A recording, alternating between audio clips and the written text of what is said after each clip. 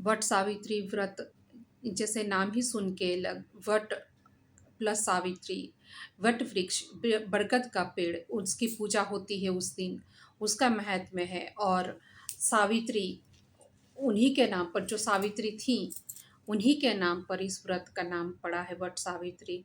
तो हम इसमें जानते हैं कि आखिर सावित्री थी कौन, क्या उन्होंने ऐसा किया था कि जिसकी वजह से उनके नाम पे व्रत का नाम पड़ा वट सावित्री।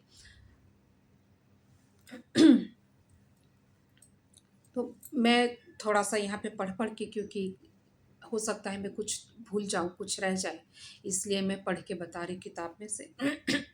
वट सावित्री की कहानी पतिव्रता सावित्री की है, जिसने अपने दृढ़ निश्चय और अपनी बुद्धिमत्ता से यमराज से पति तो वापस लिया ही, उनके पति का नाम सत्यवान था, उनका प्राण भी वापस लिए।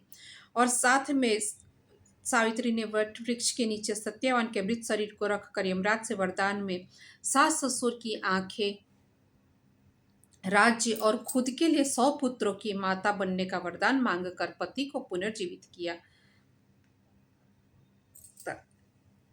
ये ऐसी व्रत, ये ऐसी कहानी है और ये ऐसी व्रत होती है। और पति की लंबी आयु, उनके स्वास्थ्य, और बहुत ही सौभाग्य प्रदान करने वाला और फलदायी व्रत है ये। और शायद ये नॉर्थ में सब जगह किए जाते हैं, यूपी, बिहार, गुजरात, इतना तो मुझे पता है। शायद राजस्थान, मध्य प्रदेश, झारखंड, इन जगहों पे भी किया जाता है। महाराष्ट्र में भी शायद किया जाता है इसको। सावित्री मद्रसेन राज्य के राजा अश्वपति की पुत्री थी और वो बुद्धिमती थी।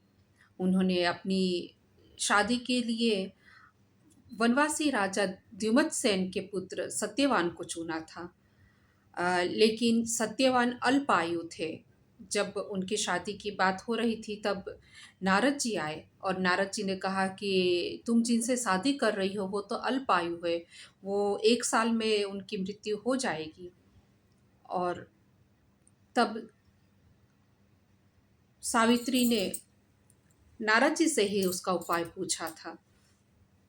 तो नारद जी ने ही कहा था कि तुमको तप करना पड़ेगा। और सावित्री ने बहुत तप किए थे। तप करने के बाद उनकी बुद्धिमत्ता भी काफ़ी तेज हुई थी। जब मृत्यु का दिन नज़दीक आया तो उनके पति सत्यवान लकड़ी काटने के लिए जंगल में गए, तो सावित्री भी उनके साथ में गई।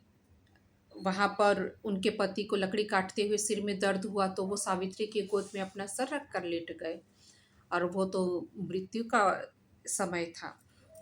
यमराज जब सत्यवान को यमराज जब सत्यवान के प्राण लेने के लिए आए तब सावित्री यमराज के पीछे पीछे चल पड़ी। वो निडर थी, वो डरती नहीं थी, तो उनके यमराज के पीछे पीछे जाने लगी। लेकिन यमराज का नियम होता है कि वो जिनके प्राण लेने आते हैं उन्हीं को साथ लेके जाते हैं, दूसरों को नहीं लेके जाते हैं। तो यमराज ने उसे वापस लौटने को कहा, लेकिन सावित्री ने पति के प्रति अटूट प्रेम दिखाते हुए पति के पीछे पीछे चलने का धर्म निभाया।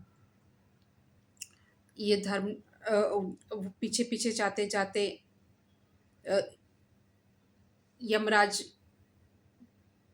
हैरान हुए कि ऐसी स्त्री तो उन्होंने पहली बार देखी है कि जो अपने पति के प्राण के लिए मेरे पीछे पीछे तक आ गई है। तब उन्होंने सावित्री से खुश हुए और उसे वर मांगने के लिए कहा।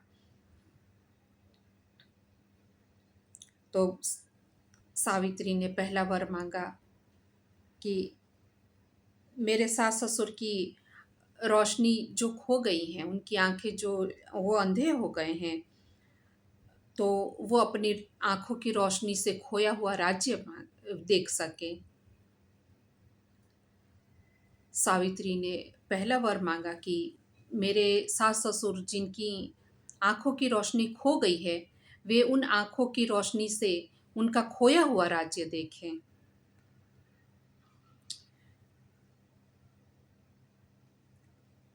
दूसरा वर सावित्री ने मांगा कि मेरे पिता के पुत्र हो। उनके भाई नहीं थे, तो इसलिए उन्होंने अपने पिता के लिए भी पुत्र की कामना की। उन्होंने कहा कि मेरे माता पिता को पुत्र हो। तीसरा वर यमराज से उन्होंने स्वयं अपने लिए कि मैं 100 पुत्रवती होऊं, ऐसा मुझे वर दीजिए। सावित्री ने यमराज से अपने लिए 100 पुत्रों की माता बने ऐसा वर मांगा।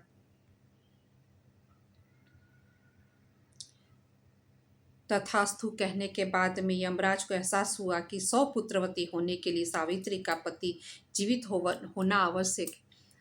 यमराज ने 3 वर को सुन के यमराज ने तथास्तु कह दिया, और तथास्तु कह के वो जाने लगे। तब सावित्री फिर उनके पीछे चल दी।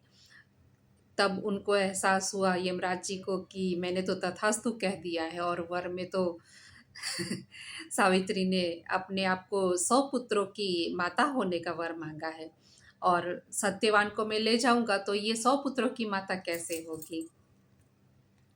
तो उन्होंने सत्यवान के प्राण वापस किए, और जब यमराज ने सत्यवान के प्राण छोड़ दिए तो सावित्री वहीं लौटी जहाँ पे उनके पति उनके गोद में सिर रख के सोए हुए थे। तो और वो जगह थी, वट वृक्ष का पेड़ था वहाँ पे। और तब से ही ये माना जाता है कि वट वृक्ष की पूजा करने से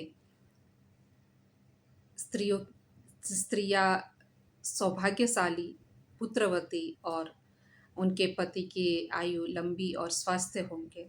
यह कथा अखंड सौभाग्य और अटूट प्रेम का प्रतीक मानी जाती है। तो यह हमारी बुद्धिमान सावित्री दृढ़ निश्चयी थी, जिन्होंने अपने दृढ़ निश्चय और अपने निडरता से अपने सास ससुर की खोई हुई राज्य, खोई हुई आंखें, अपने माता पिता के लिए भाई और अपने लिए पुत्र और अपने मरे हुए पति को भी वापस पाया था।